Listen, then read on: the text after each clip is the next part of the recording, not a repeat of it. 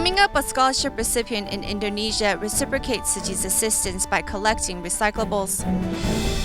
New immigrants in Taiwan give back to society by joining Tzu Chi volunteers on a senior outreach program. Welcome to DaAi Headlines. I'm Marilee Shioda. Thank you for joining us. On August 17, 2015, there was an explosion in Bangkok, Thailand at the shrine to the four-faced Buddha, a site popular with Chinese tourists. A total of 22 people were killed in the blast, with another 100 wounded.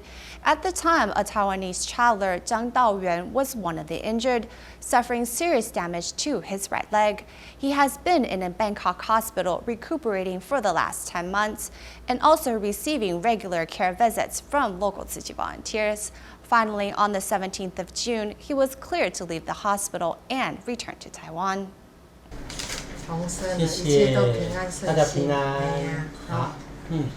In August of last year, Zhang Daoyuan was seriously injured in a bombing that took place in Bangkok, Thailand.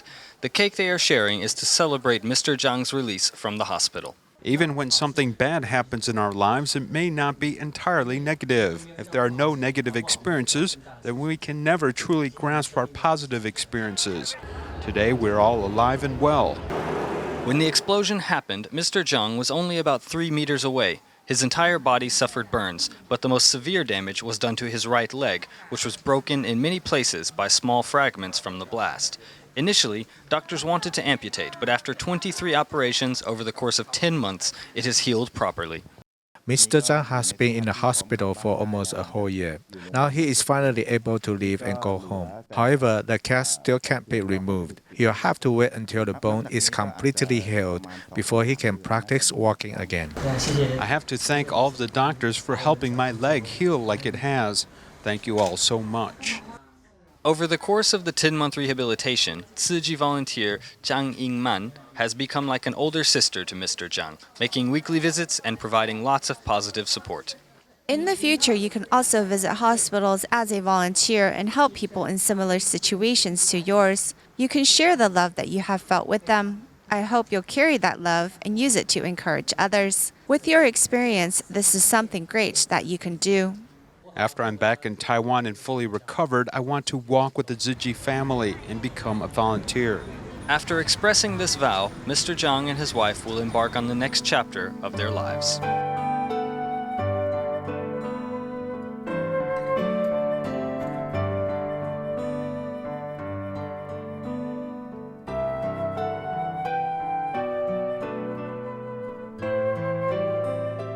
As they say their farewells to volunteers at the airport, Mr. Zhang will carry the love he received here in Thailand back with him to Taiwan, where he will share it with others.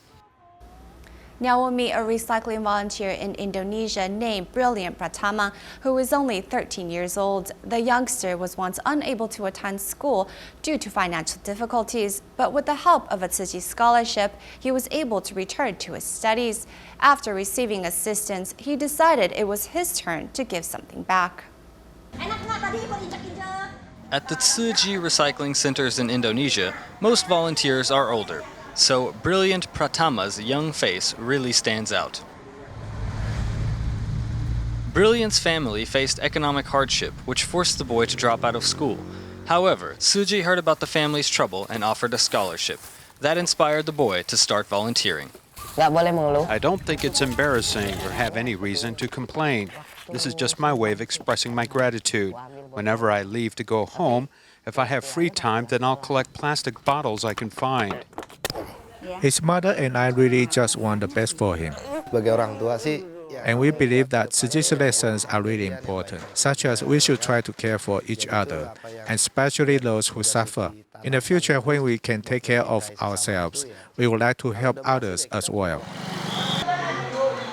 The lessons taught by his parents and Tzu Chi volunteers have also been noticed by teachers and others at his school. He is a very brave and motivated boy. He regularly participates in school activities. And of course, we don't tell him what he should or shouldn't do. His recycling habits have actually opened the eyes of a lot of other people. As a result of compassion shown to Brilliant by Tzu Chi, he is now giving back to the community and encouraging goodwill among peers. Also about giving back to society, New Taipei City's平溪is an aging town where the young have left to seek work opportunities and the elderly stay behind to guard their hometown. To care for the seniors in this medically deprived region, Tzu Chi International Medical Association holds regular free clinics in this area. To further help those seniors who cannot easily make it out of the house, Tzu Chi volunteers have provided transportation for them to reach the free clinic with ease. 87-year-old senior Wu Xue'e has finally visited TIMA's free clinics in平溪, New Taipei City. 你食迄药啊是啥物？食心脏药啊。哦，啊你无甲医生讲你困袂去？有啊，我有甲讲。甲讲困袂去，啊伊敢有开互你较好困的药啊？啊，这嘛是共款袂困的。Wu isn't worried anymore after being seen at 3 different medical departments. Wu also gladly shares why she continues to donate to Tzu Chi. It is useless to leave any fortune. It's much better to donate the money to Tzu Chi for helping those in need. The medical team offered a variety of services for local residents in Pingshi's activity center. Tzu Chi makes regular visits to this area, so we tag along to clean the seniors' teeth. We also remind them the importance of oral health. Sometimes I think the medical service is not the only thing that these patients need. They also feel happy to see the doctors or medical professionals. I think the happiness from the heart is more important than just giving them medicine. Despite the crowds of tourists in Pingxi during the weekend, TIMA members still gladly visit this medically deprived region. In the days ahead, the team of medical professionals and volunteers will continue to safeguard the health of seniors here in Pingxi. In Taiwan, to assess the clinical skills of medical students, the Ministry of Examinations included the objective structure clinical examination in the National Physician's Qualification Test in 2013. Prior to that, Tzu Chi University had already incorporated clinical skill training and OSCE practice tests into its curriculum. Let's take a look at how Tzu Chi University and the Tzu Chi Hospital put in efforts to train future doctors. 生产完的时候，因为其实你的子宫板这么大，然后整个缩小之后，那些血液。Following doctors making their hospital rounds, Zhang Tianling is a 7th-year medical student who started interning at a hospital 2 years ago. Nervous about contacting patients in the beginning, he learned from doctors and a group of standardized patients. 今天来问一下说，有什么样的不舒服这样子。The standardized patients act out the scenarios of real medical settings, so medical students can practice on asking patients questions and receive feedback right away. 原则上大体来说都不错啊。刚刚就是问到私密的部分，这样很尴尬，我又顿一下。就可以从中学习到。I can learn from my mistakes made on standardized patients to make sure I do not repeat the same mistakes when I treat real patients. 遇到的病人。 The School of Medicine at Tzu Chi University incorporated clinical skill training into its required curriculum in 2009. It also held the first clinical skill practice test with the assistance of standardized patients in 2011. 在过去我们都是自己一路走来，就是。 In the past, we encountered obstacles and challenges, and therefore accumulated experience. We can probably only pass on the experience through the assistance of standardized patients. 2、3。 To improve the quality of medical education, Hualien Tzu Chi Hospital established its clinical skill training and evaluation center in 2010 and set up objective structure clinical examination or OSCE stations to assess students' clinical skills. Being tested at the stations, I realized what I might neglect in real medical settings.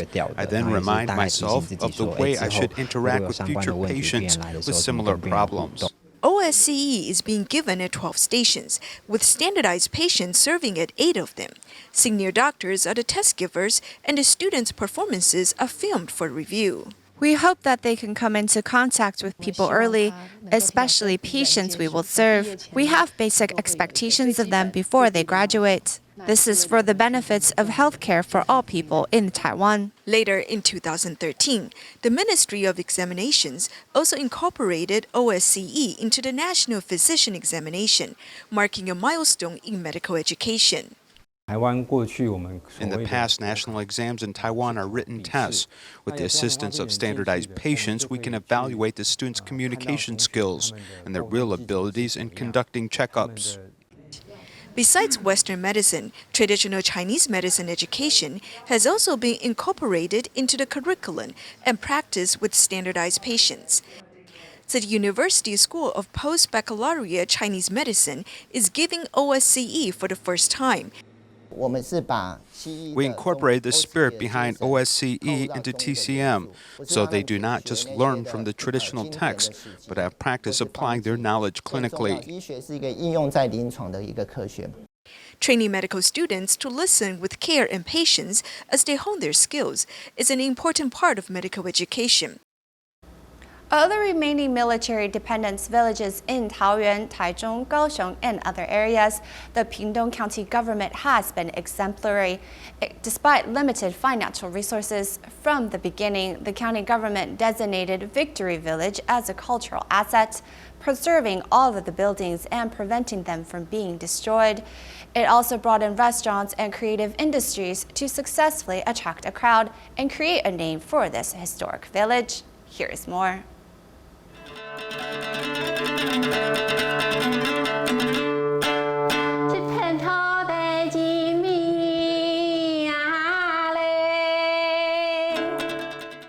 The Xue Qing performance by Ms. Chen Li Ping is entertaining and riveting. A small crowd looks on as she performs this charming folk song. Military dependence villages in Taiwan have quite an important role, like a footnote to history. The Henchun folk songs that we sing reflect life lived here, but not limited to the peninsula. So coming here, I said that I must integrate with local culture.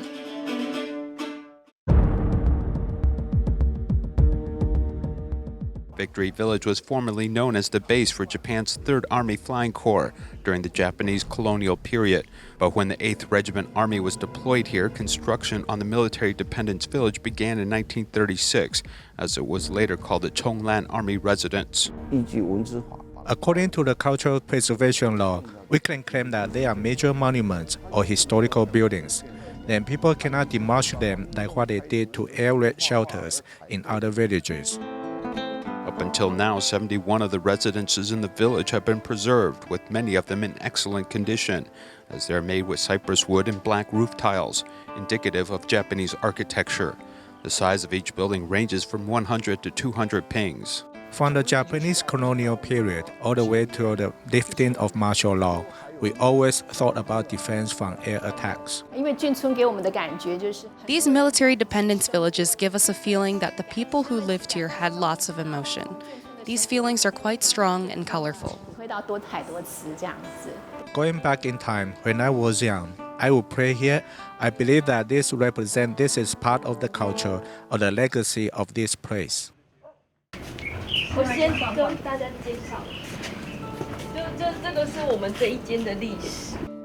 As we turn the corner, we see that this young person has transformed this military barrack into an art space. I believe that we are simply a platform so that everyone can share art and culture here. I feel that this environment can't be found elsewhere. Many of these old buildings have been turned into shops or special restaurants or even cafes. During the Japanese colonial era, they had this. So when we moved in, we don't think we are part of creating new usage of this community, but instead, it is the bringing of new life to this culture and making good use of this old building. Pingtung Cultural Affairs Department plans to preserve Victory Village, including turning the officers' quarters into a special restaurant. At the time, many people said that the residences would be destroyed, but actually when the cafes came in, the crowds also came, adding value to this area.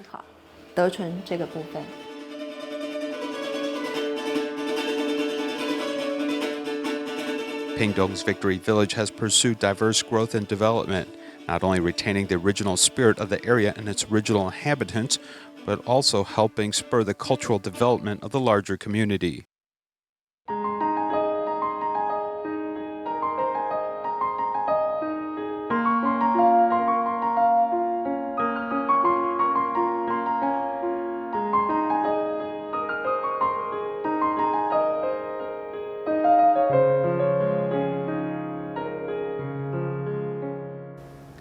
immigrants in Taiwan have a desire to become a part of their new community.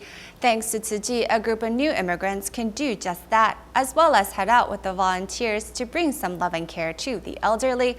Let's join a recent outing at a senior center with Tzu Chi, volunteers and 22 members of a new immigrant Good Neighbor class from Sanchong, New Taipei City.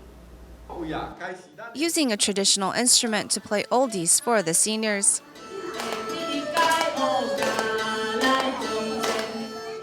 Singing a Japanese song to represent one's feelings. Tzu Chi volunteers return to Sanchong's DaAi nursing home to bring the seniors some laughter and joy. This time, the number of volunteers have doubled, and some of the new faces are volunteers who are originally from Vietnam, Indonesia, China, and Malaysia, who have joined Tzu Chi's new immigrant Good Neighbor class. I respect these elderly like my own parents and grandparents. My heart is full of joy as I interact with them. We have held classes like this for 5 years now. They're actually very familiar with what Tzu Chi has been doing and where our compassion is at. They really enjoy giving of themselves as well. This kind of course isn't just about adapting themselves to the local culture, but also further understanding of Taiwan's humanity. When we were performing the sign language song, I saw a grandfather crying. It broke my heart.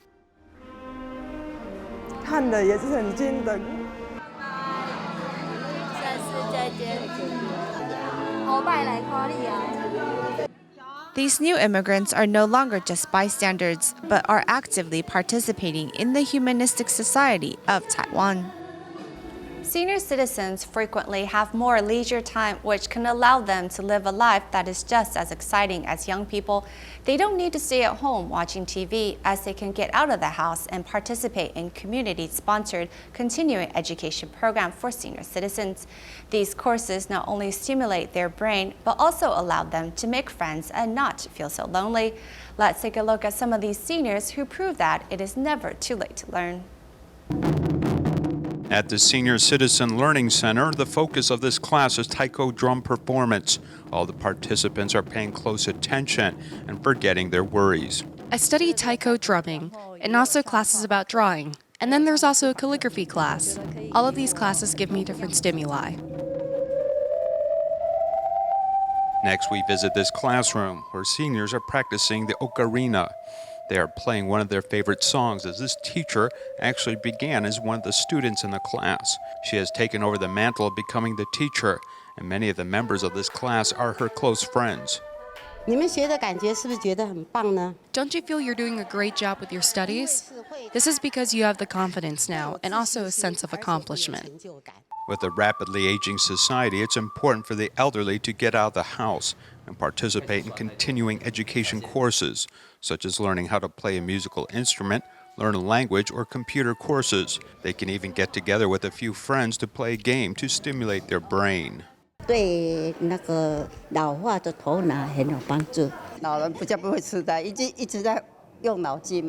Happily passing the time and forgetting about their age or past sorrows, these activities also allow participants the chance to make good friends and make their retirement years more meaningful. They can bring this energy back home and potentially find a new role in the house or even in society, as they potentially even contribute their talents. Continuing to learn and change allows seniors to make an even greater contribution to society, as long as they are willing to leave the house and interact with others. Next, we meet some seniors who are not staying at home watching TV. In Lugang, Zhanghua, there are 6 seniors who volunteer at the same recycling station. Together, they help sort and categorize the recyclables. Although their total age is nearly 500 years old, they see the dedication to recycling as part of their health exercise.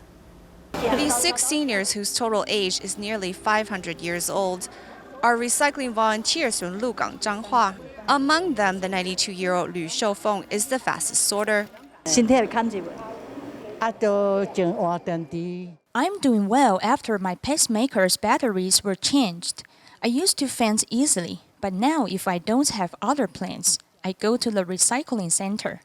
Liu Shoufeng wears a pacemaker and needs insulin shots each day, but since she started doing recycling, she has had more energy. If the toy is harder to break down, I'd use a hammer or scissors and pliers. If the hammer doesn't work, then we have more tools we can use. With tools at their disposal, the seniors easily deconstruct cassette tapes or umbrellas. They have even come up with a way to turn the umbrella canopy into an apron. We can use it as a work apron or use it to shield us from the rain when it rains. These 6 senior volunteers, whose average age is 80, continue to do their part for the planet by not only extending the life of these items, but they have also found their life's value in the process. In Hualien, Zhongyuan Elementary School students and teachers recently made a field trip to a Tzu Chi Recycling Education Center. While there, they received a lesson in environmental protection from the volunteers and also got some hands-on practice in sorting recyclables. Let's take a look.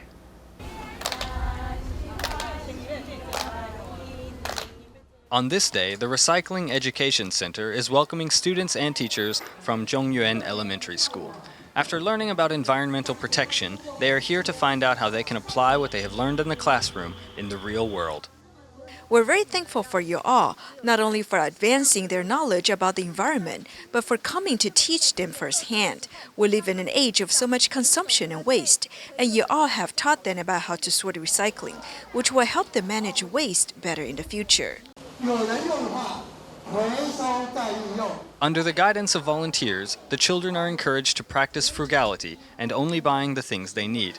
Likewise, they are encouraged to reuse and recycle. The children spend the afternoon sorting recyclables and learning how they can help protect the environment. Today we learned how to recycle, and we also learned that when we buy things we should use less plastic bags. The more we know, the better society becomes prepared to face the challenges of environmental protection in the future. These students today are better armed with knowledge of how they can each make a positive impact in their community. At the end of the program, we bring you images of the first living memorial service for silent mentors at Hualien's Chiyun Mountain Environmental Burial Ground. Though sad to leave their loved ones behind, the silent mentors' family members were eased in knowing that this green burial service, which will turn their loved ones' ashes into a tree, was what they wanted. We will leave you with these images. Thank you for joining us today. See you next time.